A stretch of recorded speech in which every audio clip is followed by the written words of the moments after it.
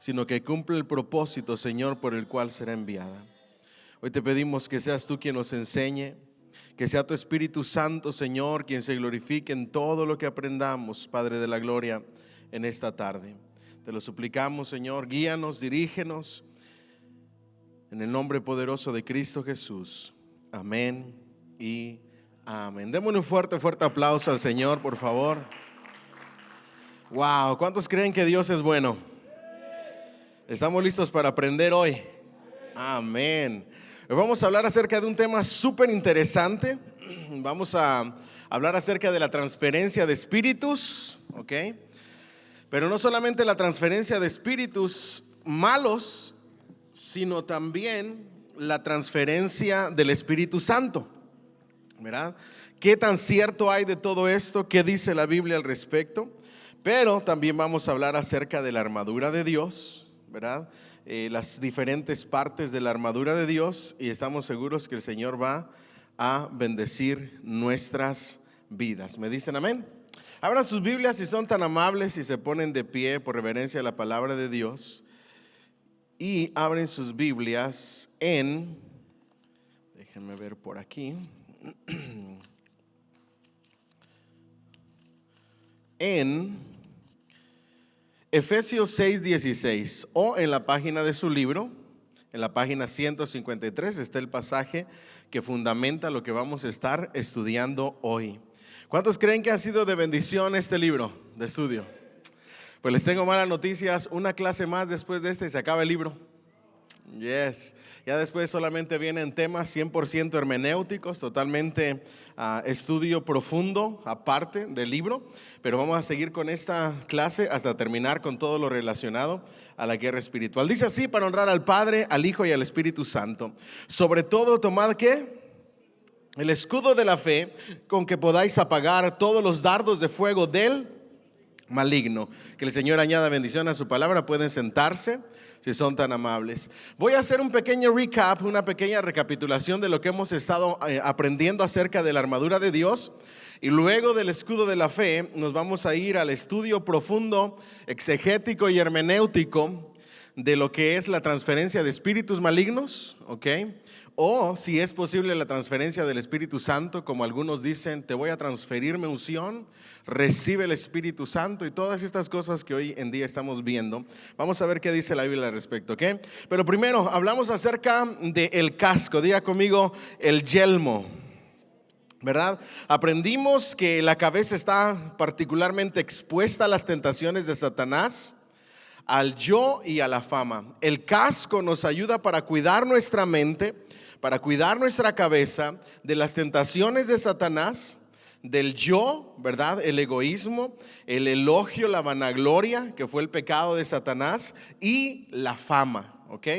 También aprendimos que tener un yelmo para que cuando llegue el éxito, cuando nos vaya bien en la vida, cuando las personas nos elogien, no caigamos en la tentación del diablo y demos lugar al orgullo y a la vanagloria, sino para permanecer firmes en contra de la vanidad. También aprendimos que la cabeza expuesta está a los ataques del escepticismo, es decir, las dudas desde los ángulos posibles y las balas del escepticismo. Empezamos a ver otras ideologías, otras religiones, otras doctrinas. Empezamos a ser escépticos y comenzamos a darle lugar a la duda, y el yelmo de la salvación que el Señor nos ha dado nos protege de eso. También la cabeza corre peligro de sufrir ataques de incredulidad personal. El casco que el Señor nos da a través de la armadura nos protege de los ataques de la incredulidad. Digan conmigo, incredulidad. Es tan terrible la incredulidad, y esa se produce en la mente, que en una ocasión dijo el Señor que no hizo milagros en ese lugar específico por causa de la incredulidad. El Señor siempre le dijo a sus discípulos: ¿por qué dudáis? O ¿por qué no creen, hombres de poca fe? ¿Verdad? También, aparte de eso, algunos creyentes somos atacados por las amenazas del mundo. Satanás nos lleva a la tentación y nos dice: mira aquí, mira allá, y habrá muchos engaños que no forman parte del pueblo de Dios, y el casco nos protege de esos engaños del maligno. ¿Vamos bien hasta ahí?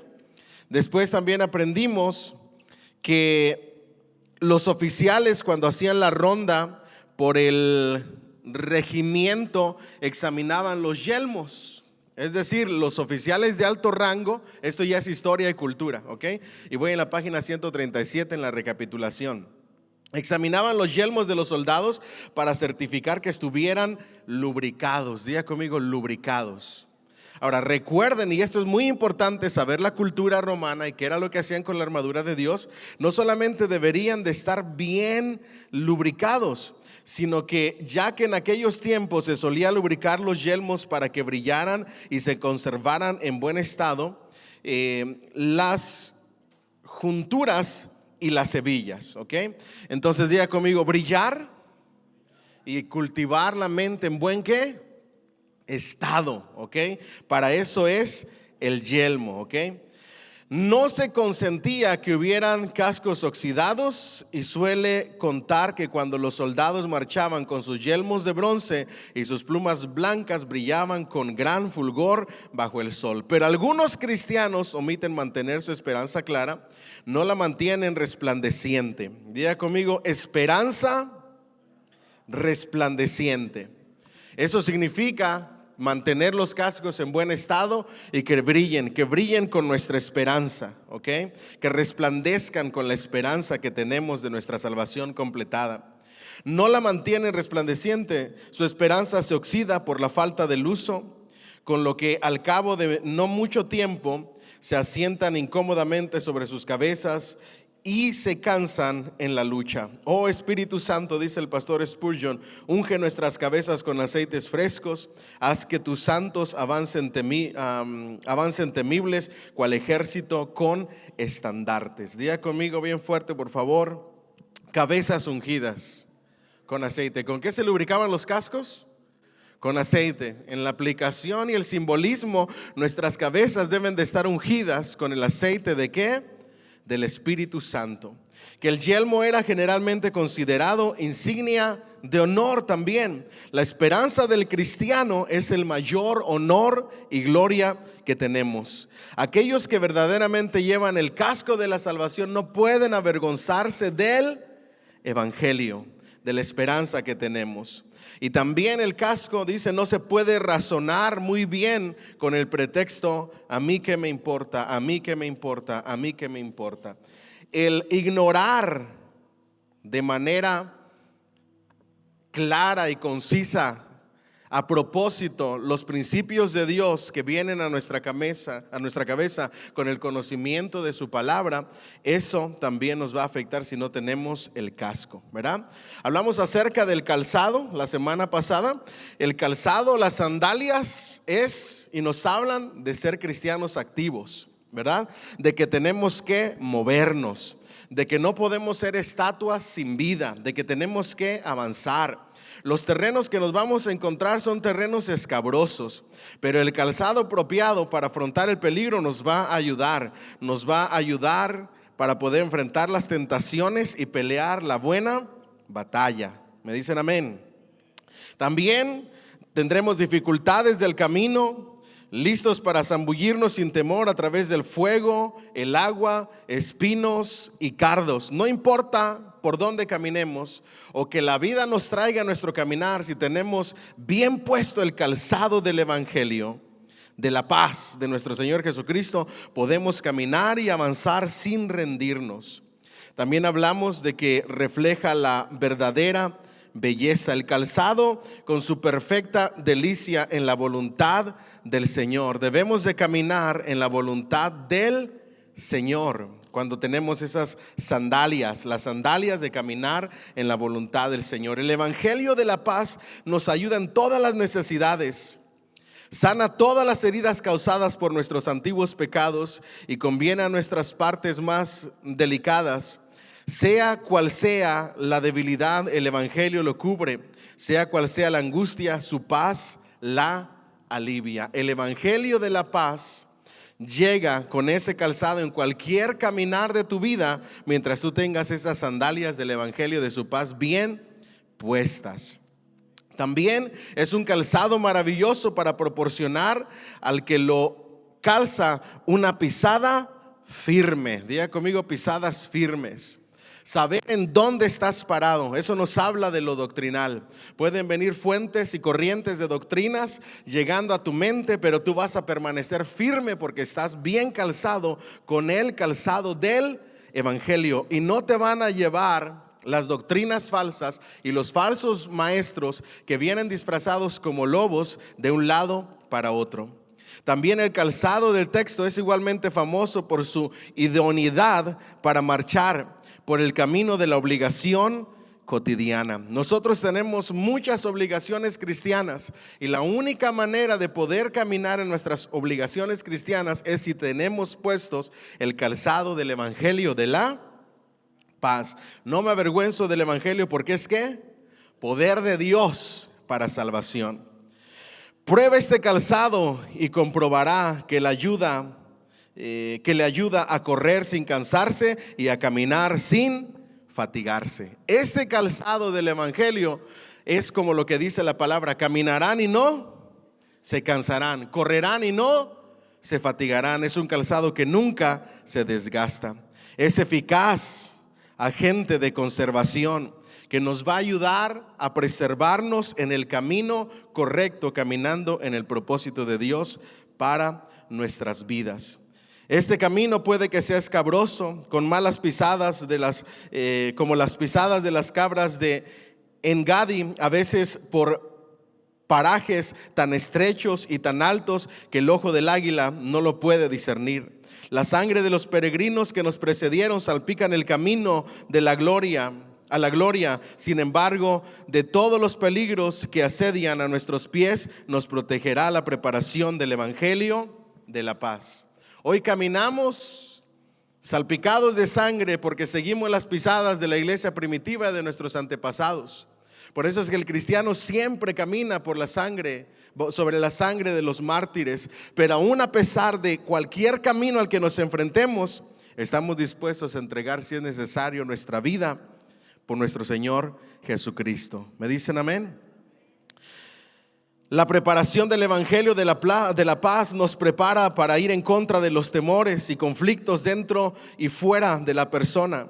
La paz del evangelio ciertamente nos librará. Tal vez nos incomoden más las pequeñas pruebas que las grandes, pero un corazón pacífico protege al mismo tiempo de pequeños pinchos como una piedrita en el zapato y de terribles piedras como cuando te das en algún lugar. No importa cómo sea la prueba, no importa cómo sea la circunstancia, el evangelio de la paz te protege de todo.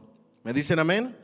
Este calzado también es adecuado para escalar, y nos habla de que aquellos que tienen el verdadero calzado del evangelio de la paz tienden a crecer. Diga conmigo, crecer, a madurar, a avanzar. Son similares al grano de mostaza, que cuando ese grano de mostaza se convierte en un árbol, ese árbol se convierte tan frondoso que los pájaros pueden posar en él. De tal manera es el cristiano. Tiene que crecer de manera tan frondosa que se pueda ver fruto en él y que pueda ser de bendición para aquellos no creyentes. Hay que escalar. También este calzado es bueno para pelear, no solamente para la ofensiva, sino también para la defensiva.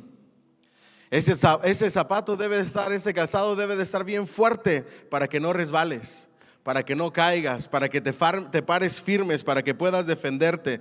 Pero también se utiliza para tirar patadas y pelear la buena batalla de la fe. Pero no patadas de ahogado, sino patadas de pelear la buena batalla de la fe. Denle un fuerte aplauso al Señor, por favor. All right.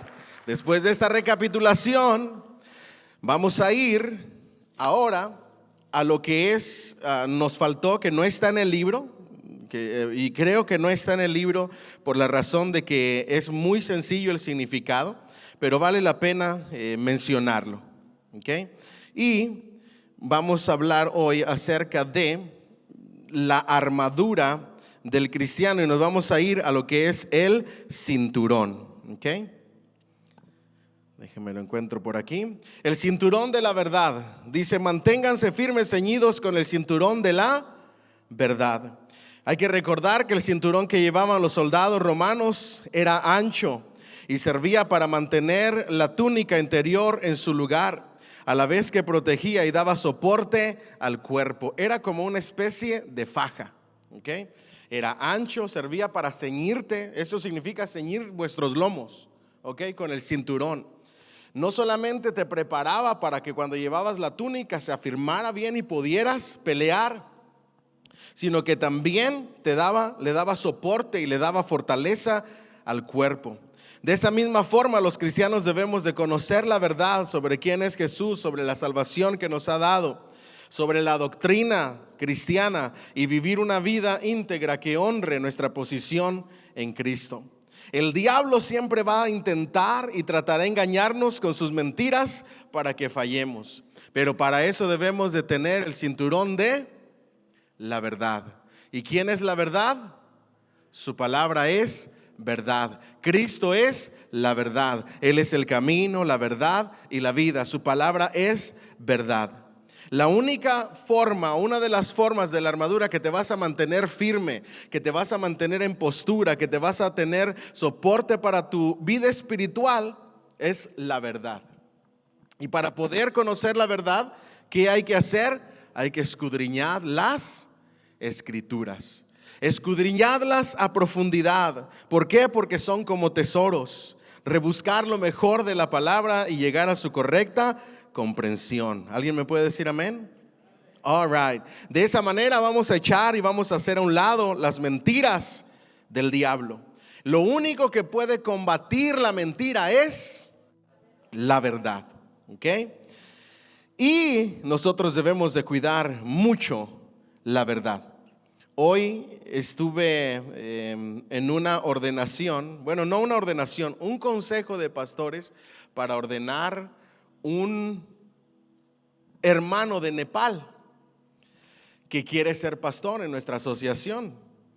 Y nos llamaron a un grupo de pastores para que fuéramos a entrevistarlo, para que fuéramos a escucharlo y para que diéramos nuestro voto. Así es como funciona la asociación, de si considerábamos nosotros que estaba apto para la obra del ministerio. Y mientras lo escuchábamos y mientras hablábamos con él, se me hizo muy interesante ver lo importante que es conocer la verdad. Un cristiano, un pastor, no puede ser pastor sin conocer la verdad. La verdad son las doctrinas esenciales. ¿Me dicen amén? Para ir en contra de las mentiras que hoy vemos del enemigo. Entonces, el diablo quiere engañarnos con sus mentiras. Necesitamos comprometernos con la verdad. Debemos de permanecer firmes en la verdad de que somos hijos de Dios, transformados por Él, salvados de la muerte eterna, y que nada ni nadie nos arrebatará de su mano. Y cuando escuchaba a este hermano que quiere ser pastor, un corazón humilde, sencillo y deseoso de la verdad, lo único que todos los pastores le recomendamos fue: solamente necesitas una cosa: estudiar la palabra de Dios a profundidad. Porque lo que se supone que tú prediques y enseñes debe de ser la verdad, no opiniones propias. ¿Me dicen amén? Venimos a enseñar la palabra. Sí, de repente les voy a echar un chistorete, está bien, no está mal, pero no me la puedo pasar echando chistoretes todo el mensaje, porque mi llamado es enseñar y predicar, alimentar a la iglesia con la. Sí, de repente puedo contarles alguna historia personal, alguna anécdota, pero no puedo llevarme todo el mensaje enseñándoles historias personales o anécdotas mías, porque mi llamado es enseñarles y predicarles ¿qué? La palabra de Dios, la verdad. Pero hoy en día vemos a muchas personas que son engañadas y que son llevados por cualquier viento de doctrina por falta de conocer. Y muchas todavía no conocen su identidad en Cristo y lo que Cristo ha hecho en sus vidas porque no conocen esa verdad, o porque se dejan engañar con mentiras del enemigo. Pero ¿cómo usar el cinturón de la verdad? Necesitamos llenar nuestra mente y nuestro corazón con la verdad de la palabra de Dios, lo que realmente dice. La recomendación fue un análisis hermenéutico antes de predicar y enseñar la palabra. Eso es lo mejor que podemos hacer. Al cristiano se le manda y se le llama a lo mismo: conocer la palabra de Dios, realmente lo que el texto quiere decir. Cultiva una amistad profunda con Dios, nuestro Señor, a través de la oración. Ese es el llamado para poder usar ese cinturón. Fortalecernos, nuestro espíritu, cada día alabando y glorificando el nombre del Señor y manteniéndonos firme en contra de las acechanzas del diablo. Ese diablo que viene a sembrar el error en nuestra mente y en nuestro corazón. Después, la coraza de justicia. Protegidos por la coraza de justicia, dice. La coraza iba enganchada al cinturón y protegía, digan conmigo por favor, órganos vitales. Y si me la ponen ahí, por favor, para que ustedes vean. Es decir, era la parte que cubría el pecho. Y la coraza, o la pechera, como le quieran llamar, es lo que cubría los órganos, ¿qué? Vitales. Una herida en el pecho puede ser mortal y por eso el soldado debe cubrirlo bien. ¿Ustedes saben qué es lo que más ha derrotado a supuestos creyentes y los ha apartado de la iglesia y de Cristo mismo? Las heridas del corazón que en alguna iglesia o algún cristiano les hizo. No debería de ser así si el cristiano usara la coraza de la justicia para proteger esos órganos vitales, especialmente el corazón, y dejarlo todo en las manos del Señor. Pero también, como es la coraza de justicia, debemos vestirnos con la justicia de Dios que tenemos a través de Cristo Jesús. Somos justificados por la fe en Cristo Jesús. No es una justicia propia, sino una justicia imputada por la fe en Cristo Jesús, dice Romanos 5, 1 al 3. La batalla contra las tentaciones y el pecado no las ganamos por nuestra propia justicia, sino por el poder de Dios y la ayuda y el poder del Espíritu Santo. Las ganamos recordando que somos en Cristo Jesús sus hijos y mantenemos firmes esa realidad. Diga conmigo, soy un hijo de Dios. ¿Me dicen amén?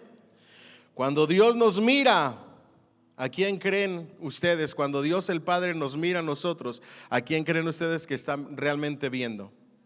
A Cristo Jesús. Por eso es nuestro ¿qué? Intercesor. Esa es la coraza de justicia. Nos previene de ser rechazados por el Padre, por su santidad. Hay un solo Dios y un solo mediador entre Dios y los hombres, Jesucristo, hombre. Hijitos míos, estas cosas les escribo para que no pequéis, pero si alguno hubiere pecado, abogado o intercesor tiene para con el Padre, a Jesucristo, el justo. Nosotros también debemos enfocarnos en la obra de Dios en nuestras vidas. Mantener puestos nuestros ojos en Cristo Jesús, el autor y consumador de nuestra fe. No en nuestro pasado sin Él, porque el apóstol Pablo dice y da una lista de pecados y dice: y esto erais algunos de vosotros, mas han pasado de muerte a vida. Necesitamos poner nuestra mirada en Cristo y en su obra, en lo que Él ha hecho, en su transformación, en su restauración en nuestras vidas. No en nuestro pasado sin Él, en nuestras emociones o los errores que cometemos. Tampoco debemos de fijar nuestra mirada en eso, porque las emociones son cambiantes. Emocionalmente somos demasiado inestables, y mucho menos por los errores que cometemos. ¿Por qué? Porque esos errores que cometemos pueden traer un dolor profundo en el corazón, de tal manera que nosotros nos sintamos por las emociones hipócritas, que nos sintamos que no valemos o que no vale la pena seguir perseverando en este camino, ignorando el amor infinito del Señor. Pero ¿cómo usar la coraza de la justicia de nuestro Señor Jesucristo? Recordemos nuestra identidad en Cristo, que gracias a Él hemos sido justificados, y saber que nos espera una eternidad con Él. ¿Me dicen amén? ¿Cuántos creen que cuando muramos nos vamos con Él? ¿Alguien dice amén? Dásele ese fuerte aplauso, Señor. El cristiano tiene una seguridad eterna, no por lo que él hace o ha hecho, sino por lo que Dios ya hizo en la cruz del Calvario. ¿Me dicen amén? No debemos de pensar o creer en las acusaciones del enemigo cuando trae a nuestra mente o a nuestro corazón los pecados, como si eso definiera nuestro presente. Tampoco debemos de creerle al enemigo cuando estamos luchando en una lucha constante en contra de las diferentes situaciones que pasan en el corazón. Y si ustedes se preguntan, pastor, ¿y qué cosas pasan en el corazón? Estoy predicando una serie de sanidad. ¿Para qué? Para el alma, para el corazón. Donde suceden todas esas cosas necesitamos esa coraza de justicia. La soledad, el rechazo, el temor, la depresión, la ansiedad, las preocupaciones. Todo eso sucede ¿en dónde? En el corazón, y debemos de estar protegidos de todas esas cosas para que el enemigo no tome ventaja. También viene el pensar y sentirnos que Dios no nos puede usar, sentirnos poca cosa. Pero ahí debemos de proteger el corazón sabiendo que Dios nos escogió porque quiere usarnos. ¿Me dice amén? Si no, no nos hubiera escogido como instrumentos en sus manos. Así es que no le podemos creer al enemigo a lo que lleve a nuestra mente y a nuestro corazón. También debemos de cuidar nuestro corazón de las decepciones. Diga conmigo, de las decepciones. Yo no sé muy bien, ¿ok? Se los dejo de tarea, pero yo he escuchado o leído por algún lugar que la mayoría de ateos que defienden o evolucionistas que defienden sus creencias, la mayoría de ellos están enojados con Dios o están decepcionados de Dios por algo que les pasó en sus vidas. Por alguna pérdida, por alguna circunstancia, por alguna situación difícil en la cual le clamaron a Dios, pero Dios no contestó como ellos querían o esperaban. Entonces su corazón se llenó de decepción, de enojo en contra de Dios, porque supuestamente ellos no le respondió, nada más alejado de la verdad. Sobre toda cosa guardada, guarda tu corazón, porque de él mana la vida. Y ustedes pueden ahondar más en los problemas del corazón y proteger esos órganos vitales. También necesitamos vernos como Dios nos ve. Recordar el poder que Él nos ha dado para vencer y para actuar como Él le plazca en nuestras vidas. ¿Me dicen amén? Volvemos nuevamente a lo que es su bendita y perfecta voluntad. Ahora hablemos acerca del escudo de la fe. ¿Ok? Y ahora sí, vayan conmigo por favor a su libro, a la página 153, con el pasaje que arrancamos. Todo cristiano, como los espartanos, nacemos guerreros. Diga conmigo, yo soy un guerrero. ¿Me dicen amén? Aunque hay unos que se esconden y no les gusta ser guerreros, así hay muchos cristianos que no debería de ser así. Su destino es ser atacado y su obligación es atacar. ¿Qué hace un guerrero? Ataca, pero también recibe ataques. El Señor dijo, en este mundo tendréis aflicciones. A Pedro le dijo, Satanás ha pedido vuestras vidas para zarandearlos como al trigo. Toda nuestra vida cristiana vamos a recibir ataques del enemigo, pero también debemos de atacar, porque la palabra de Dios dice, pelea la buena batalla de la fe. Necesitamos defendernos y necesitamos atacar y pelear. Parte de nuestra vida la dedicaremos a la guerra defensiva. Solamente defendernos. Escrito está, refugiarnos en el Señor, en el poder de su fuerza, bajo sus alas, cubrirnos con su abrigo, pero no todo el tiempo va a ser así. Tendrá que defender la fe que fue una vez entregada a los santos. Diga conmigo, defender mi fe. defender mi fe. Ni en ningún momento de la historia nadie ha podido callar la fe de los cristianos. Y hoy no puede ser el momento. Necesitamos defender la fe. Martín Lutero, reformador de 1517, que la iglesia tradicional tiene como un hereje que quiso dividir la iglesia porque no estaba de acuerdo con sus enseñanzas, eso es mentira.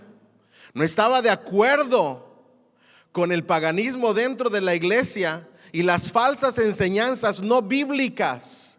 Clavó 95 tesis fuera de su parroquia con lo que se estaba enseñando y lo que la Biblia decía. Él decía: ¿cómo es posible que mi iglesia venda la salvación a través de las indulgencias? Y llegaban los predicadores de la iglesia tradicional y decían: en cuanto caiga la monedita en el alfolí y escuches su sonido, aquí está el documento firmado por el Papa, y en el momento en que caiga tu pago, tu ser querido saldrá del purgatorio para encontrarse en el paraíso con Dios. El versículo que más marcó su vida a Martín Lutero fue: porque por gracia sois salvos, y esto no de vosotros, pues es don de Dios. Él no quería dividir a la iglesia, la quería reformar, pero la iglesia con poder religioso y político no cedió. Entonces decidieron perseguirlo y decidieron matarlo. Y cuando estaban queriéndolo enjuiciar, le decían: te retractas de todo lo que has dicho y de lo que has enseñado, o te matamos, y te matamos con la condena de herejía. Y él dijo estas palabras: al menos que se me compruebe a través de la Escritura, no puedo retractarme. Y de ahí ustedes conocen las 5 solas. No voy a hablar acerca de eso, las 5 solas de la Reforma. Pero estamos llamados a defender la verdad, a defender la sana doctrina, a derribar todo argumento que se levante en contra de nuestra fe en Cristo Jesús. Estamos llamados a defender la sana doctrina e ir en contra de los falsos maestros, descubrirlos, quitarle las pieles que los disfrazan de ovejas para mostrarle a las personas que realmente son lobos rapaces. El apóstol Pablo lo hizo, y lo hizo por nombre. Tengan cuidado con fulanito que nos está estorbando, tengan cuidado con manganito, tengan cuidado con el pastor tal que está queriendo gobernar la iglesia como si fuera la suya propia. Eso está en las Escrituras. Falsas doctrinas, engañando a las personas. Pero también tendremos que resistir al diablo. Tendremos que rechazar todos sus ardides, y habiendo hecho todo, permaneceremos firmes. No obstante, será un cristiano ineficaz si solo actúa en defensiva. No se puede ser un guerrero si solamente estamos defendiéndonos. Diga conmigo: hay que atacar, hay que avanzar, hay que pelear. ¿Me dicen amén? Entonces, no obstante, dijimos, ¿verdad? Tiene que ir contra sus enemigos, como también detenerse para responder a sus ataques. Debe de poder decir con David: yo vengo a ti en el nombre de Jehová de los ejércitos, el Dios de los escuadrones de Israel, a quien tú has provocado. Sin miedo, sin temor, sin titubeos, sabiendo que mayor es el que está en nosotros que el que está en el mundo. No combate contra carne ni sangre, sino contra principados y potestades. Nuestra lucha no es contra las personas, sino contra ideologías, falsas doctrinas, mentiras de Satanás, contra espíritus engañadores. No debe contentarse con vivir en la fortaleza donde está bien protegido y tiene a su disposición municiones de gran potencia, porque estamos refugiados ¿en quién? En Jehová Dios de los ejércitos. Pero no puedes mantenerte refugiado ahí. Tienes que salir y pelear, sino que ha de salir a atacar los castillos del enemigo y derribarlos y expulsar a los cananeos o al enemigo de su país. Página 154, los que me siguen. Los que están dispuestos a seguir a Jesucristo en medio de una generación impía y perversa deben de ser como los hombres de Neftalí, que arriesgaron sus vidas hasta la muerte en los lugares elevados del campo. Diga conmigo: la valentía es permanecer y pelear, ¿hasta cuándo? Hasta la muerte. Gracias a Dios hoy nosotros no experimentamos tanto eso, pero la iglesia underground en países perseguidos lo sufre cada día. La gente es muerta, la gente la matan por causa del evangelio. La fe se compara aquí con un escudo. Diga conmigo, el escudo de la fe. La fe como un escudo nos protege de los ataques. ¿De qué nos protege la fe? De los ataques. El texto se hace, y dice Carlos Spurgeon, el escritor, yo creo que la palabra traducida por escudo a veces significa puerta, porque los escudos antiguos eran tan grandes como una ¿qué? Como una puerta. El escudo del que estamos hablando, usted no se lo tiene que imaginar como ese escudito redondo, sino como el escudo grandote, rectángulo, que usted ve en algunas películas, que protegen todo el cuerpo. Cuando hablemos de la espada del Espíritu, no es una espada larga. La espada de la que habla el apóstol Pablo es daga. Y esa daga es el instrumento que se utilizaba para la lucha cuerpo a cuerpo. Es interesante entender la metáfora desde el punto de vista del escritor bíblico para poder entender lo que él quiere decir con la metáfora. Entonces, el escudo cubría completamente el cuerpo. Recordaremos el versículo de los Salmos que expresa exactamente esta idea. Porque tú, Jehová, bendecirás al justo, como un escudo lo rodearás de tú. Diga conmigo, su escudo me rodea completamente. ¿Alguien puede decir amén? Yo le hubiera dado un fuerte aplauso al Señor. Su escudo me rodea completamente. No deja ninguna parte de mi cuerpo desprotegida.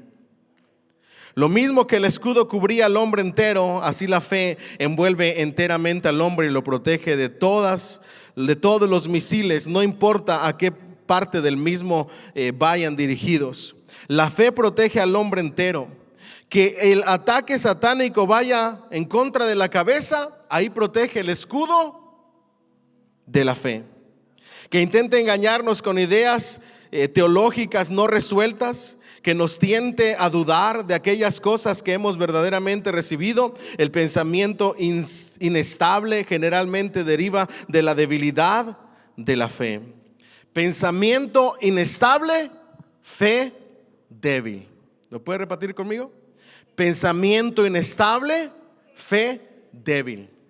¿Me dicen amén? Es importante notar eso.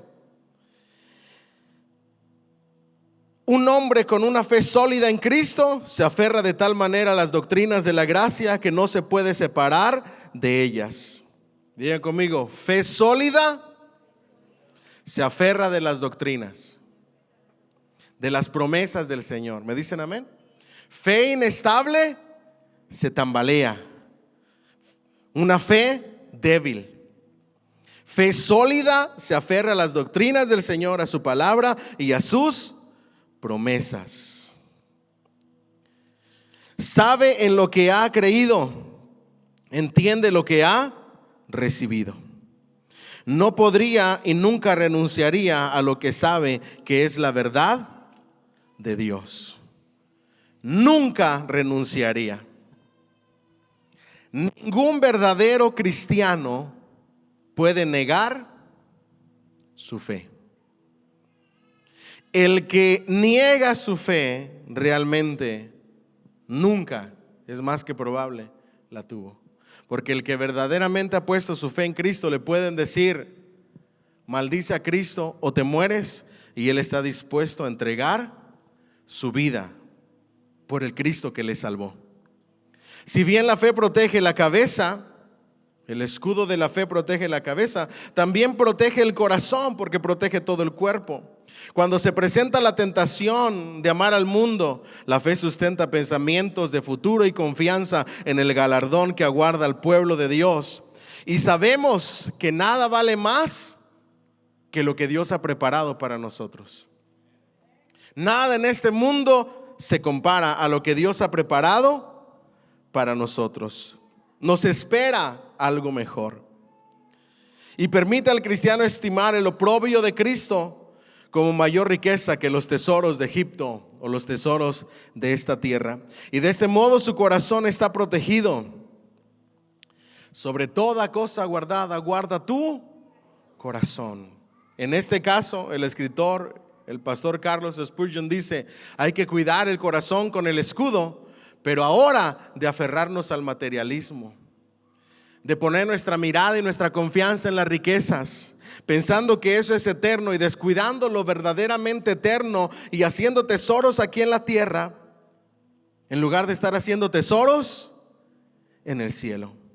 Luego, cuando el enemigo arremate contra el brazo del cristiano que empuña la espada para incapacitarle, si fuera posible, para un futuro servicio, la fe protege el brazo como un escudo y el cristiano es capaz de hacer proezas para su maestro y seguir adelante para seguir conquistando en el nombre de aquel que nos amó. Si el enemigo quiere herir tu brazo, y aquí el escritor dice y habla y pone como ejemplo el brazo del servicio, porque con nuestras manos, ¿qué hacemos? Movemos, hacemos, servimos a Dios. El diablo también quiere atacar tus brazos para que dejes de servir al Señor. ¿A través de qué? Del desánimo. El más famoso, toca a la persona que está a tu lado y dile, escucha la crítica. ¿Y quiénes son los que más critican? Los que no hacen nada. No, y mira cómo salió, y lo que les faltó, y esto y aquello, y bla, bla, bla. Y empiezan a destacar todo lo malo y te desinflan y te desanimas y te sientes mal. Eso es lo que el enemigo quiere hacer. La persona no se está dando cuenta, pero está siendo usada por el enemigo. Y no usada de que el enemigo la tome, sino como en el caso de Pedro, que está actuando de acuerdo a los planes del enemigo, porque solo el enemigo quiere desanimarte para que sirvas. Solo el enemigo quiere decirte que no puedes. Solo el enemigo dice que no tienes tiempo. Solo el enemigo quiere hacerte que desertes de tu servicio. Solo el enemigo te da ocupaciones cuando te toca servir. Díganme amén o díganme ouch. Solo el enemigo te hace que te sientas mal, triste, cabizbajo, precisamente cuando tienes que servir. El enemigo está, vamos a decirlo así, ¿ok?, empecinado a hacer que tu brazo se hiera y que dejes de servir. Cuando tú llegas con un líder de ministerio y le dices, vengo a decirte que ya no voy a poder servir, el enemigo hace fiesta y dice, yes. Y tú desprotegiste tu cuerpo por no tener el escudo de la fe, porque al servicio nos llamó el Señor. Yo le hubiera dado un fuerte aplauso al Señor. El enemigo no quiere que seas usado por Dios. Ahora supongamos que la flecha apunta a los pies del creyente y que el enemigo intenta hacerle tropezar en su vida cotidiana. Se esfuerza por engañarle en relación con la rectitud de su andadura y su conversión. La fe protege los pies del creyente y éste se mantiene firme en lugares resbaladizos. Ahora el enemigo quiere atacarte, el enemigo quiere condenarte, el enemigo quiere hablar mal de ti, ponerte tropiezo diciendo, tú no sirves, no vales, hipócrita, no lo mereces, no eres lo suficiente, mírate. Y él empieza a decirte que tú eres lo peor. Entonces ahí es donde el Señor protege tus pies a través del escudo de la fe, para que no andes en lugares resbaladizos donde puedas tropezar con la duda, con el desánimo, con el desaliento y con la culpa. ¿Y con la qué? Y con la culpa. O suponga que la flecha va dirigida contra la rodilla y Satanás procura debilitarle en oración, diciéndole que Dios no escuchará su clamor. Su fe le protege y con el poder de la fe, con confianza en Él, tiene acceso a Dios acerca del trono de su misericordia. Les digo que el pastor Carlos Spurgeon saca unas aplicaciones que yo, Dios mío, no sé ni cómo. Por eso le llamaban el príncipe de los predicadores. Mire, tan solo con el puro escudo nos dice, el escudo protege la cabeza, el escudo protege el corazón, el escudo protege los brazos, el escudo protege las rodillas de la... come on. ¿Las rodillas de qué? De la oración. Él quiere que pierdas tu confianza en Dios. El enemigo quiere que dejes de orar. El enemigo quiere que dejes de clamar. El enemigo te va a decir que Dios no te escucha, que Dios no te contesta. Pero el escudo de la fe te protege. Puede que la flecha vaya dirigida contra la conciencia del creyente y lleve en sus alas el recuerdo de algún pecado reciente. Con todo, la fe protege la conciencia, porque su plena seguridad de expiación apaga los dardos de fuego con el delicioso texto: la sangre de Jesucristo, su Hijo, nos limpia de todo pecado. Te va a querer hacer dudar. Te va a querer decir: con lo que tú hiciste ya no tienes perdón, ya le fallaste al enemigo, ya no debes de levantarte, ya no puedes levantarte. ¿Con qué cara? Pero si vienes con un genuino arrepentimiento del Señor, el Señor nunca te rechaza. 7 veces cae el justo y 7 veces Él le levanta. La fe no solo protege al hombre entero. El apóstol Pablo sugiere que la fe también protege la armadura del hombre, cuando dice: sobre todo usen o procuren usar el escudo de ¿qué? Esas dos palabras son muy importantes en el texto. Sobre todo. Es decir, no tomen como menos importante las otras partes de la armadura. Pero puede que no tengan las otras partes, puede que no se vayan puesto el escudo, puede que no anden calzados, puede que no traigan la coraza. Por eso, sobre todas las cosas, si algo no les debe de faltar en su armadura, es el escudo de la fe, porque ese les va a proteger de absolutamente todo. Luego el enemigo, página 157, el enemigo atacará a menudo nuestra justicia, intentando golpear nuestra coraza. Pero la fe entra en acción y nos permite exclamar como José: ¿cómo pues haría yo este grande mal y pecaría contra Dios? Todo debe ser cubierto por el escudo superprotector y triunfante de la fe. ¿Cómo voy a hacer esto? ¿Se recuerdan del pastor Policarpo en la historia de los padres de la iglesia? Si no me equivoco, sí, Policarpo dijo, en 86 años, si no me equivoco la edad, el Señor no me ha fallado. ¿Cómo en este momento yo he de fallarle ahora? Y permitió que lo mataran como mártir del evangelio. ¿Cómo? Si todo lo que Dios ha hecho por mí, ¿cómo me he de apartar?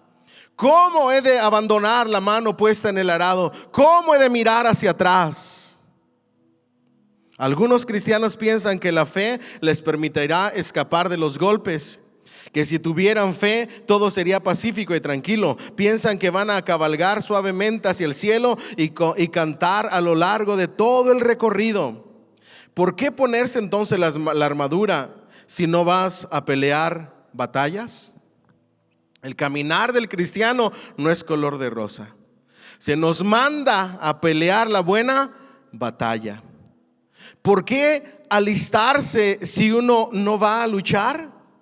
¿De qué sirve un soldado de salón que se queda en casa para ser alimentado por el erario público?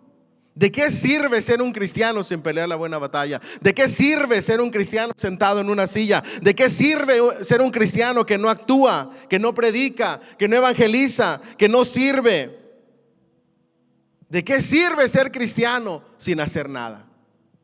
Eso es lo que está diciendo. Hay que pelear la buena batalla. ¿De qué? De la fe. Que experimente el conflicto como parte y consecuencia necesaria de su profesión de fe, pero que esté armado de fe, pues recibirá golpes. El pobre escudo será golpeado y machacado y batido como una casa expuesta a una tempestad. El enemigo no va a dejar de dar y de tirar golpe tras golpe tras golpe. A veces en tu familia, a veces a través de tus hijos, a través de situaciones en el trabajo, pero él siempre, todos los días va a estar golpe y golpe y golpe. Y si tú no te levantas a pelear la buena batalla, ahí nos vamos a quedar solamente en modo feto y no vamos a poder salir de ahí. ¿Me siguen hasta aquí? Dile que está a tu lado: levántate y pelea. ¿Con qué? Con todo lo que estamos aprendiendo, especialmente el escrito está. Sin embargo, algunas personas, en vez de usar el escudo de la fe para encarar los golpes, se escabullen cobardemente. Yo creo que si este pastor estuviera aquí, diría: ¿cuántos cobardes hay aquí? Levanten la mano. Que se escabullen. Cuando se pone la cosa de color de hormiga, salen corriendo. Cuando vienen las batallas y las tempestades en la iglesia, salen corriendo. Más vale aquí corrió que aquí murió. Y no, hay que enfrentar los ataques del enemigo. ¿Cómo? Con fe. Puestos los ojos en nuestro Señor Jesús, el autor y consumador de la fe. Hay algunos cristianos cobardes que se avergüenzan de Cristo, no le profesan, o habiéndole profesado se esconden porque se conforman con el mundo. Nadie los conoce, no saben que son cristianos, no saben a qué iglesia va. Se encuentran con un conocido aquí en la iglesia, le preguntan: ¿a poco eres cristiano? Y vienes aquí a la iglesia. Están tan escondidos que la gente no sabe ni por testimonio, ni por predicación del evangelio, ni por nada. Se mezclan tan bien en el mundo que nadie sabe reconocer si son o no cristianos. No hablan, no actúan, no hacen nada, simplemente se esconden de manera cobarde. Cañas sacudidas por el viento. Nadie habla mal de ellos porque no causan ningún perjuicio al reino de Satanás. Contra ellos el diablo no ruge. ¿Por qué habría de hacerlo? Dejadles tranquilos, dice Satanás. 1000 de esta clase de cristianos no harán temblar mi reino. Wow. Por eso nadie habla mal de ellos, nadie los critica. No se le tira piedras al árbol que no tiene fruto. Al árbol que tiene fruto es al que se le tira ¿qué? Piedras. Levanta el escudo de la fe con el emblema enrojecido en la sangre de la cruz. Página 158. Aquí el escritor habla que los soldados romanos ponían el logotipo, vamos a decirlo, el estandarte de su nación, y lo levantaban bien en alto porque estaban orgullosos de la nación por la cual guerreaban y peleaban. Así el cristiano debe de estar orgulloso en su emblema. ¿Cuál es su emblema? El escudo de la fe con el emblema enrojecido de la sangre de la cruz. Y muchos caballeros del infierno estarán dispuestos a derribarle. Adelante, campeón, a todos los cristianos. Adelante en el nombre del que con usted está. Ninguna lanza puede perforar este escudo. Ninguna espada podrá jamás atravesarlo. Le guardará en toda batalla, y entienda usted, tendrá que transportarlo. Por medio de él será más que vencedor. La fe pues es como un escudo, porque tiene que ser fuerte. Diga conmigo: una fe fuerte. Y uno mismo hay que cargar esa fe. Así como el soldado cargaba el escudo, tú tienes que llevar tu escudo de la fe. No es la fe de mamá, no es la fe de papá, no es la fe del pastor, no es la fe de la abuela. Tú tienes que cargar tu propio escudo de la fe y perseverar con fe. Yo he tratado de cargar escudos de varias personas y les llamo y les mando texto y me ignoran, no me contestan. ¿Por qué? Porque tú no puedes. Yo no puedo cargar el escudo de la fe de nadie. Yo no puedo arrastrar a alguien que no quiere caminar. Yo no quiero empujar a alguien yo no puedo empujar a alguien que no quiere avanzar. Cada quien debe de pelear su propia buena batalla y avanzar y tomar su escudo de la fe para que esté firme en contra de las acechanzas del diablo. Y sus lanzas son apagadas y desechadas. Página 158, casi al final. Debe constituir una sola pieza el escudo. No está hecho de varias piezas pegadas, es una sola pieza. Un escudo que consta de 3 o 4 piezas no será útil. Su fe debe de ser de una sola pieza. Debe ser fe en la obra acabada de Cristo. Diga conmigo: mi fe solo en Cristo. No en la iglesia, porque la iglesia somos las personas y fallamos.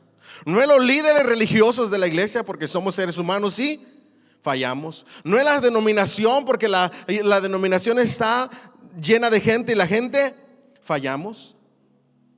Nuestra fe solamente debe de ser de una sola pieza. Solamente nuestra fe puesta en Cristo Jesús, el autor y consumador. Nadie más murió por nosotros, sino solamente Cristo. No debe de tener confianza en sí mismo ni en ningún otro hombre, ni aún mi fe debe de estar puesta en mí mismo, en lo que puedo hacer, en lo que puedo conseguir, en mi inteligencia, en mi sabiduría. Debe de estar puesta solamente en Cristo. ¿Me dicen amén? O si no, el escudo será inútil. Que su fe sea tal que solo descanse sobre la verdad, porque si hay algún error o idea falsa en su formación, ello significará que hay una juntura por la que pueda penetrar la lanza del enemigo. Y esto es importantísimo. Diga conmigo: descansar sobre la verdad. Si hay algún error o idea falsa en mi formación, por ahí puede entrar el enemigo. Por eso es importante cuidar la sana doctrina. Ustedes no saben cómo el grupo de intercesión cada martes tras martes, está orando para que los predicadores, los maestros, nuestra iglesia se mantenga firme y fiel a la sana doctrina. ¿Y sabe qué es lo peor? Y lo que me da tanta tristeza. Y yo no sé, yo voy a hablar con los pastores y con los maestros a ver qué podemos hacer. No sé si somos nosotros el problema o son ustedes, la iglesia. Pero me da tanto pesar que a veces salga gente que estuvo en nuestra iglesia, que se le enseñó la palabra de la verdad y la sana doctrina, y que terminen en iglesia de lobos rapaces, de falsos maestros, aceptando sus falsas enseñanzas. Pero por otro lado pienso y digo: la mesa está servida, la sana doctrina, la buena enseñanza. Pero hay gente que no quiere venir a comer, que no quiere alimentarse, que no quiere escuchar. Prefieren escuchar a esos falsos maestros, a esos falsos predicadores, en lugar de escuchar la verdad. Cuando tienes falsas ideas, falsas doctrinas, falsas enseñanzas en la formación espiritual y doctrinal en tu vida, vas a dejar lugares, grietas, para que el enemigo mande su danza. Debe cuidar que su fe esté alineada con la palabra de Dios, que dependa de promesas reales y verdaderas y no de ficciones ni sueños de hombres. Diga conmigo: promesas reales y verdaderas. Para la época de Carlos Spurgeon, y les voy a animar a que hagan un research, la época en que vivió, en que predicó, ya había personas que predicaban ficciones y sueños, fantasías que no estaban en la Biblia, prometiendo cosas que no estaban en la Biblia, engañando a las personas desde un púlpito. Diga conmigo: ay, Señor. Al igual que hoy en día sucede. Y sobre todo debe cuidar que su fe esté puesta en la persona de Cristo. Página 159. Así también algunas personas ridículas, no lo digo yo, lo escribió el pastor aquí. No es mi vocabulario, nada más estoy leyendo. No se vaya a ofender conmigo. Ay, pastor, viene fuerte hoy. Está en el libro, ¿ok? Así también hay personas ridículas. Tienen fe, pero no la llevan consigo cuando la necesitan. Diga conmigo: ay, Señor. Tienes fe, sí, pero cuando la necesitas parece que se te olvidó llevártela. Por eso hay que llevar y cargar el escudo ¿de qué? De la fe. Y empiezas a dudar, empiezas a ser incrédulo. No la llevan consigo cuando la necesitan, la llevan consigo cuando no hay enemigo delante, cuando todo va bien para ellos, entonces pueden creer. Pero cuando llega el apuro, su fe fracasa. Eso es terrible, porque la fe la debes de usar cuando estás en apuros, cuando estás en aprietos, cuando estás pasando por pruebas, por el fuego, por el desierto. Hazlo más fuerte al Señor. Ahí necesitas tu fe. Y ahí es donde empezamos a temblar, ¿verdad que sí? Porque hay que llevar la fe con nosotros. Lo manejará bien cuando pueda citar las promesas de Dios contra los ataques del enemigo. Dígame fuerte, por favor, citar las promesas. Para citar las promesas tienes que conocer tu Biblia. No el capítulo y el versículo, pero conocer tu Biblia. ¿Alguien me puede decir amén? Y luego eso está interesantísimo porque hace una analogía de una conversación de Satanás con un cristiano. Disfrute, ¿ok? Disfrute esta conversación. El diablo le dice al cristiano: un día caerás empujado por la mano del enemigo. El cristiano responde: no, dice la fe, el escudo de la fe, porque estoy persuadido de que el que comenzó la buena obra en mí la perfeccionará hasta el día de Jesucristo. Pero le dice Satanás mientras dispara otra flecha: eres débil.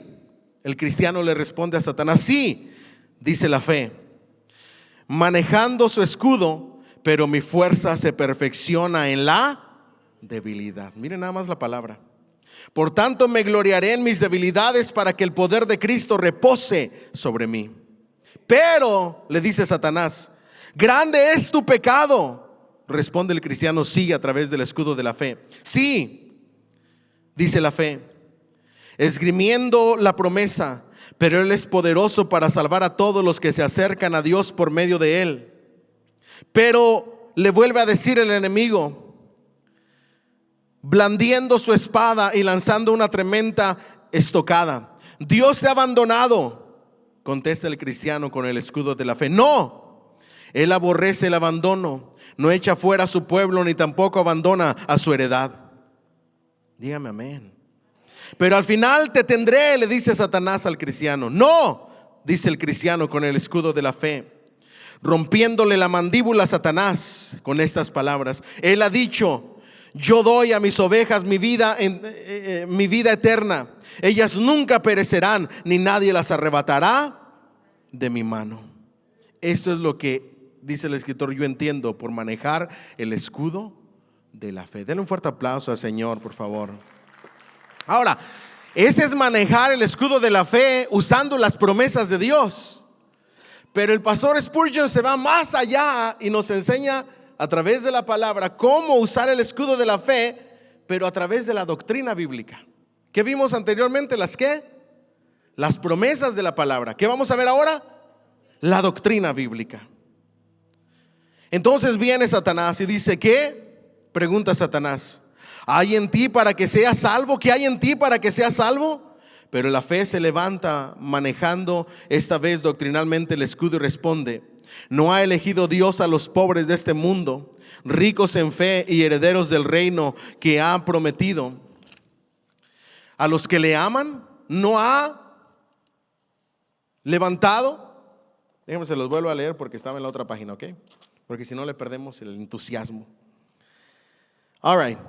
¿No ha elegido Dios a los pobres de este mundo y ricos en fe y herederos del reino que ha prometido a los que le aman? Pero dice el enemigo: aunque Dios te haya escogido, al final puedes ciertamente perecer. Y entonces el cristiano, manejando una vez su escudo doctrinal de la fe, asegura: no, yo creo en la perseverancia definitiva de los santos, porque está escrito: a los que me diste yo les guardé, y ninguno de ellos se perdió. De modo que si entendemos la doctrina de la gracia, no hay una que no sirva a su manera o a nuestra defensa contra los fieros dardos del maligno. Entonces ya vimos, digan conmigo, las promesas, usar el escudo de fe doctrinalmente. Ahora las reglas de observación. Pero dice el enemigo: has caído en pecado y Dios te abandonará. No, dice la fe, porque David tropezó y ciertamente el Señor le sacó del horrible pozo y del fangoso barro. Recuerdo los caminos de Dios, traigo a la memoria sus proezas antiguas y digo: ¿ha desechado Dios a su pueblo? ¿Ha abandonado a sus escogidos? Y como nunca ha hecho tal cosa, levanto mi escudo con gran coraje y declaro que nunca lo hará, que nunca me dejará, que nunca me abandonará. Luego hay que usar el escudo de la fe a través de las experiencias. Otra manera de que este escudo se usar este escudo es experimentalmente. Cuando uno puede mirar atrás. Salmo 42:11 dice: ¿por qué te abates, oh alma mía? ¿Y por qué te turbas dentro de mí? Espera en Dios, porque aún he de alabarle, salvación mía y Dios mío. Cuando miras atrás y lo que Dios ha hecho en tu vida, te das cuenta de que Él nunca te ha abandonado ni nunca te abandonará. Qué grandes maravillas ha hecho Dios por nosotros. Nos ha llevado a través del fuego y del agua. Y cuando Satanás nos diga que Dios nos fallará, al final repliquémosle: estás mintiendo, y te digo a la cara que lo que nuestro Dios era en el pasado, lo es en el presente, lo será en el futuro e incluso hasta el fin. Más fuerte ese aplauso al Rey de Gloria. Wow. Déjeme el avanzo porque si no no nos va a dar tiempo. Pero si no extendemos clases, usted no se preocupe. ¿Okay? Usted no se preocupe. Página 161. Es que el libro está interesantísimo. Cuando tú lo resumes y haces tus notitas y te vas de manera ordenada, tú le encuentras un hilo perfecto a las predicaciones del pastor Carlos Spurgeon. El problema es si no sabes resumirlo y si no te vas punto por punto y esclareces todo el pensamiento del escritor. El mejor escudo de armas del cristiano es la cruz de su Salvador. Esa cruz ensangrentada, siempre teñida de sangre, pero nunca manchada, siempre resplandeciente con brillo de rubí, siempre pisoteada y siempre triunfante, siempre despreciada pero siempre glorificada, siempre atacada pero sin ofrecer resistencia y más que vencedora. Póngase su escudo de armas sobre ese escudo. ¿Me dicen amén? All right. Al final de la página 161, se sabe que los antiguos, y ahora vámonos. Es que no deja de sorprenderme. I'm sorry que se repite lo mismo, pero cuando tú amas la palabra y te gusta estudiarla y encuentras libros como estos, tú te quedas sorprendido, te lo digo de verdad.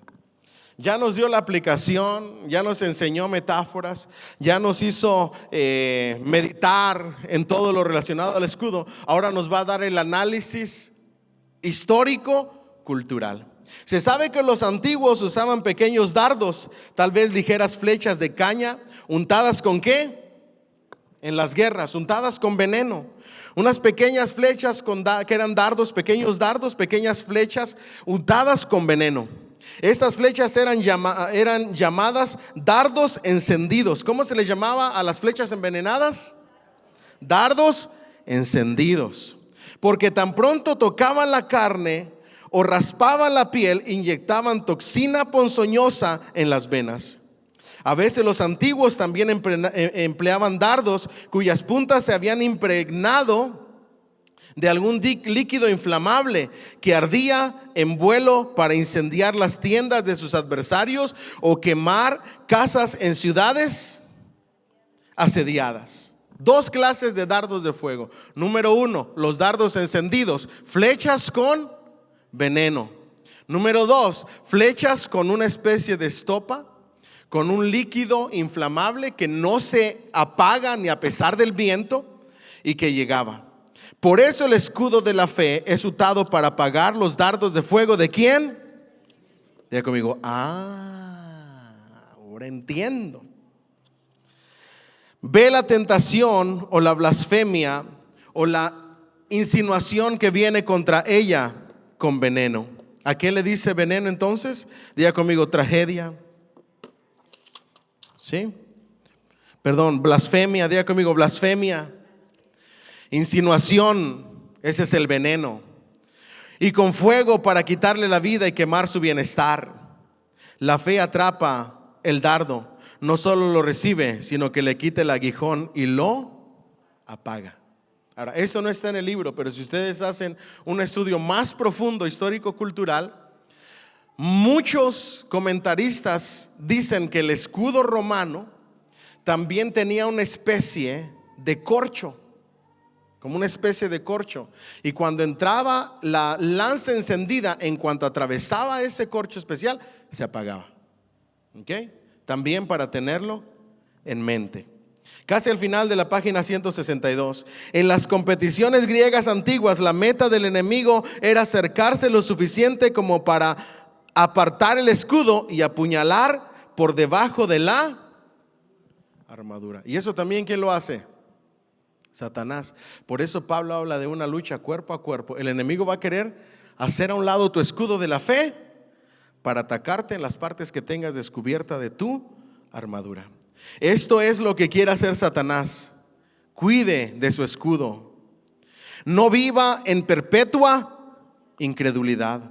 No esté siempre desanimado. Uno de los peores ataques del enemigo, aparte de la incredulidad, que yo he visto que arrasa con los cristianos, es el desánimo. Es lo peor que le puede pasar a un cristiano. Ore a su Dios hasta que pueda decir: yo sé en quién he creído y estoy seguro que es poderoso para guardar mi depósito para aquel día. La clave del desánimo. David dijo: di a mi alma, yo soy tu salvación. Jehová es mi luz y mi salvación. El Señor es mi pastor. Job también pudo decir: yo sé que mi Redentor vive. Espero y confío. La incredulidad nos deshonra, nos debilita, destruye nuestro consuelo, impide que seamos útiles. La fe nos hará felices, útiles, y nos permitirá honrar a Dios sobre la tierra y disfrutar de su presencia mientras estamos en las tierras bajas del mundo. Wow. Y colorín colorado, ese capítulo se ha acabado. ¿Cuántos aprendimos? Amén. All right. Ahora vámonos a cerrar con la transferencia de espíritus. ¿Se pueden transferir los malos espíritus? Porque hay gente que dice: yo no dejo que cualquiera me ore. Yo siento algo y siento unas malas vibras y yo no dejo que cualquiera me imponga las manos, porque la Biblia dice: no imponga las manos con ligereza. ¿A eso se referirá ese texto bien interpretado o se referirá a algo más? Pero también otros piensan que se puede transferir la unción. Hoy en muchos círculos cristianos se ha popularizado la idea de los pastores, ministros, en su mayor promedio de los que dicen esto, se hacen autollamar y nombrar profetas y apóstoles. Y se atreven a decir: te voy a transferir mi unción. Otros que son más tacaños dicen: te voy a transferir una parte de mi unción, no toda, una parte, porque luego me quedo sin ella, ¿verdad? O te voy a transferir la unción del Espíritu Santo. Otros dicen: recibe mi unción. Otros dicen: voy a pasarte lo que Dios me dio. Otros dicen: el manto que está sobre mí lo voy a pasar sobre ti. Y se quitan una prenda o un saco o un pañuelo y se lo ponen al que le están transfiriendo la unción. Estas expresiones, aunque emocionalmente no tienen, aunque son emocionantes, y la gente llora y la gente se derrite y la gente grita. Yo no estoy en contra de las emociones. Nosotros somos seres emocionales y debemos de adorar a Dios con emoción, honrarle, glorificarle, pero tenemos que tener cuidado con el emocionalismo que toma el lugar de la palabra de Dios. ¿Me siguen hasta aquí? All right. Entonces, emocionalmente es una belleza, una hermosura. Bíblicamente es terrible y sin fundamento. No tienen fundamento bíblico sólido y han dado lugar a abusos espirituales, porque solamente unos cuantos escogidos tienen la unción. Pero ¿qué dice la Biblia acerca del Espíritu Santo? También se presta para la manipulación y la confusión doctrinal, porque pareciera que solamente esos cuantos escogidos tienen acceso a la gloria y a la presencia de Dios, como lo hizo Moisés, y de ahí, y los profetas, y de ahí nadie más.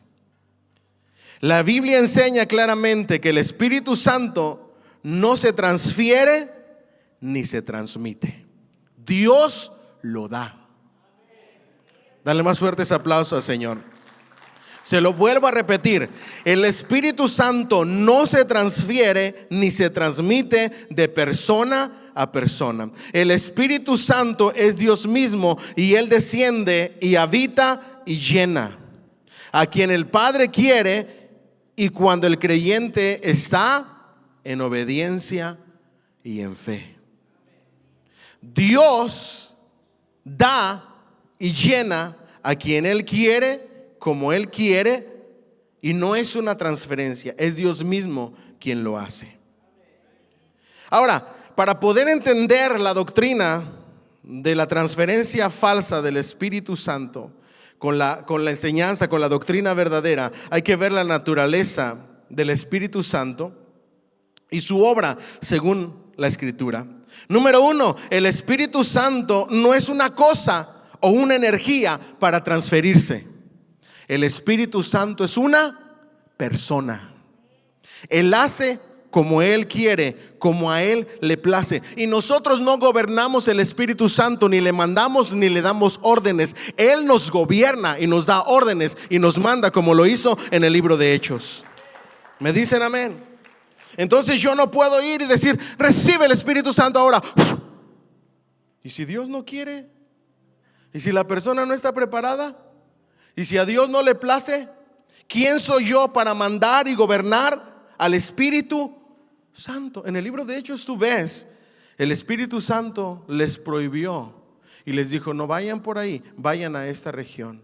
El Espíritu Santo es el que guía, el que dirige, el que da órdenes, no viceversa.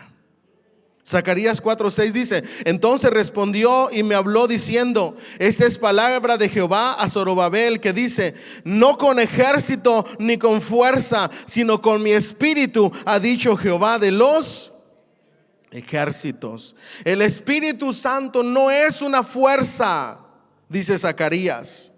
¿Me dicen amén? Que se puede canalizar y dirigir a otras personas. Es Dios mismo actuando en el creyente.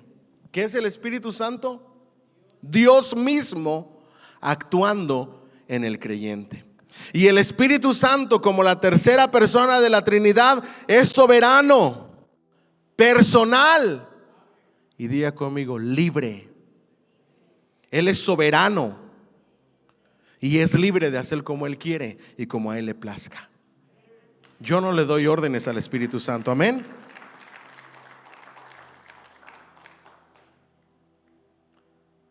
Juan 3:8 dice, el viento sopla de donde quiere y oye su sonido, hablando nuestro Señor Jesús. ¿A quién le dice estas palabras? ¿Se recuerdan? A Nicodemo. ¿Y quién era Nicodemo? Un maestro de la ley. Y le dice el Señor Jesús, tú que eres maestro de la ley, eres un erudito, eres un conocedor de la palabra y no sabes lo que significa nacer de nuevo. Porque le preguntó, ¿cómo puede un hombre como yo, siendo viejo, volver a entrar al vientre de su madre para luego nacer? El viento sopla de donde quiere y oye su sonido, mas ni sabes de dónde viene ni a dónde va. Así es todo aquel que es nacido ¿de quién? Del Espíritu. Jesús explica a nuestro Señor que el Espíritu Santo obra de manera soberana. Nosotros no sabemos ni a dónde va ni de dónde viene. Él hace como Él quiere. Él es soberano. Nadie lo puede manipular. Nadie puede manipular su mover. Nadie puede decir, aquí hay una línea de poder ahora mismo, pásale tú. ¿Por qué? Porque el predicador lo dijo.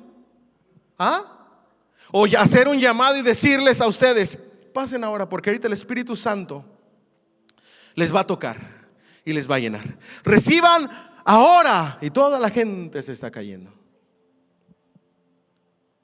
Ahora, después voy a hablar y ahondar más acerca de eso en otra clase. Dios sí puede hacer eso, pero sin manipulación.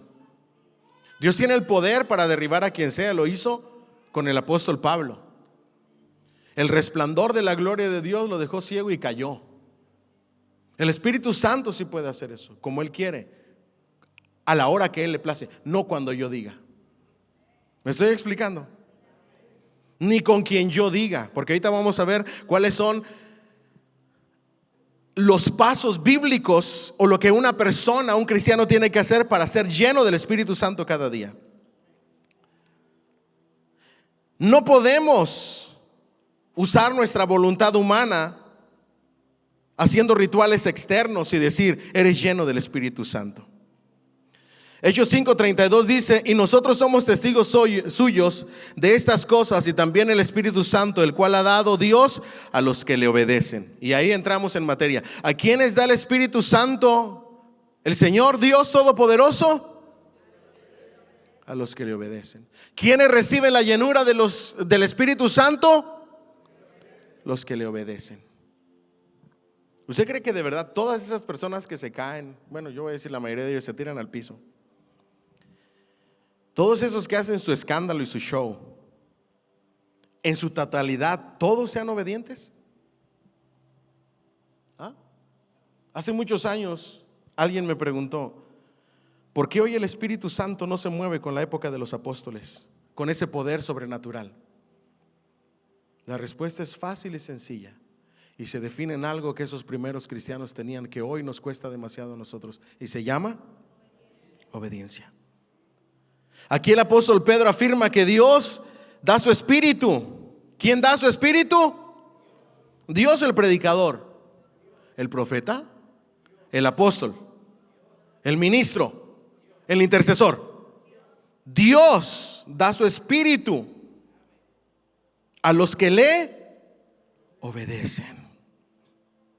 No dice que los apóstoles lo transfieren, es Dios quien lo otorga directamente. La unción bíblica no es una sustancia, sino una designación divina. No es como que voy a tomar, como hacen muchos predicadores, este es el Espíritu Santo, y mojan a medio mundo. Reciban.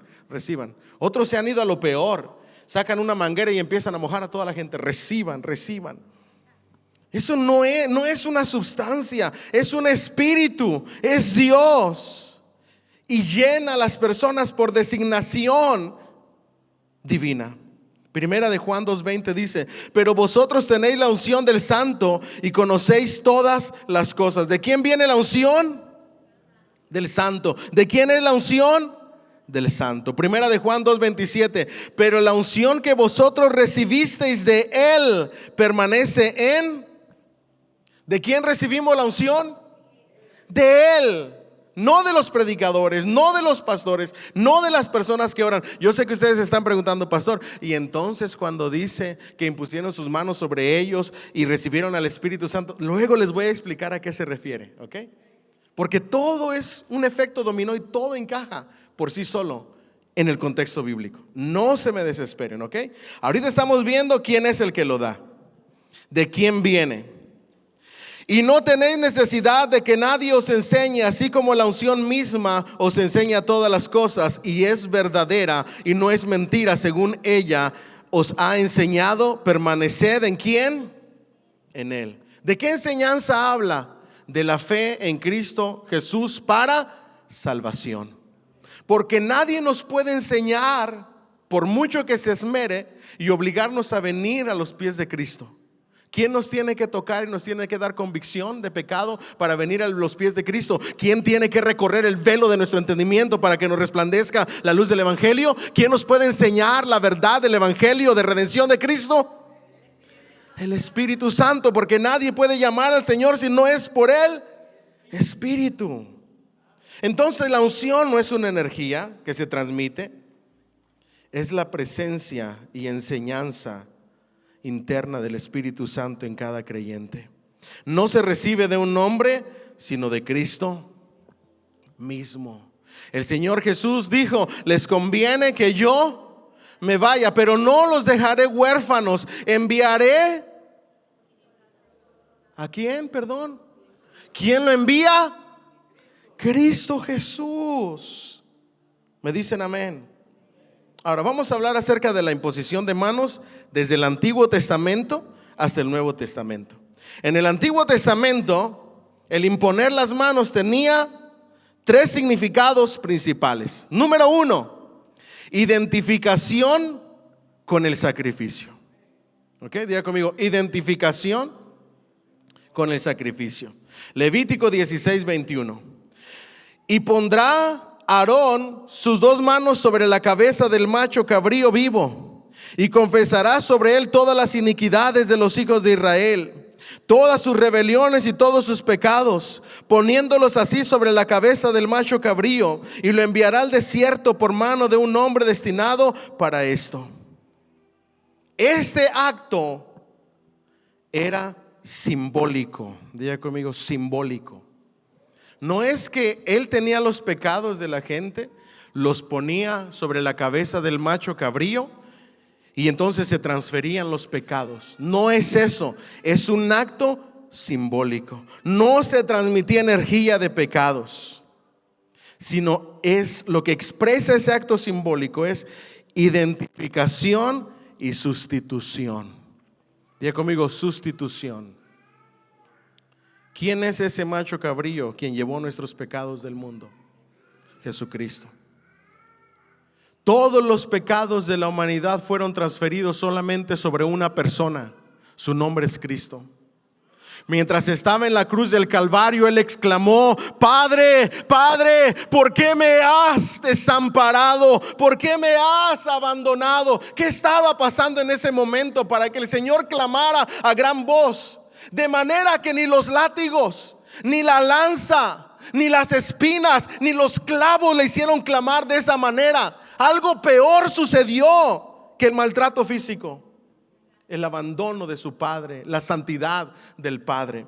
En ese momento el padre le abandonó por su justicia y su santidad de manera temporal, momentánea, mientras él en sus espaldas recibía la transferencia de los pecados de toda la humanidad. Y sin embargo, él nunca enseñó a transferir ni espíritus ni energías por medio de la imposición de manos. Luego vamos a ver a qué se refiere, ¿ok? Número 2, y esa es la que más el Señor Jesús hacía. Cuando impones las manos, lo haces de manera simbólica para bendecir. Diga conmigo, bendición. ¿Me dicen amén? Bien decir, clamar y pedirle al Señor por el alma, por la persona, por el hijo. Ahora, eso no significa que así vaya a ser. Simplemente tú estás haciendo un acto simbólico de bendición. Génesis 48:14, porque ahí también entran las decisiones de las personas a quien tú bendices. Tu bendición es el deseo de tu corazón de bienestar, de bien decir para esa persona. Génesis 48:14 dice: entonces Israel extendió su mano, ay Dios mío, derecha, se nos fue el tiempo, y la puso sobre la cabeza de Efraín, que era el menor, y su izquierda sobre la cabeza de Manasés, cruzando así sus manos, aunque Manasés era ¿qué? El primogénito. Este acto simbólico de bendición y oración no era transferencia de poder, sino era un acto simbólico de bendición y oración. Diga conmigo, bendición y oración. No era para transferir poder, no era para transferir autoridad, porque por ley ya sabemos quién tenía la autoridad, ¿verdad que sí? Con una sola excepción, de quien vendió su primogenitura. Pero la bendición era imponer las manos, orar por ese hijo y comenzar a bendecir su vida. Y número 3, se usaba en el Antiguo Testamento para comisionar y delegar autoridad. Diga conmigo, comisionar y delegar autoridad. Y por ahí empezamos a dar indicios de lo que significa imponer las manos con ligereza. Comisionar y delegar autoridad. ¿Qué significa eso? ¿Dónde se usa? ¿En qué momento se imponían las manos? ¿Cuáles son los pasajes en donde se imponían las manos? ¿De verdad se transfieren los malos espíritus por la imposición de manos? Descúbrelo en nuestra próxima clase. No se lo pierda, ¿ok? Denle un fuerte aplauso al Señor, por favor. All right.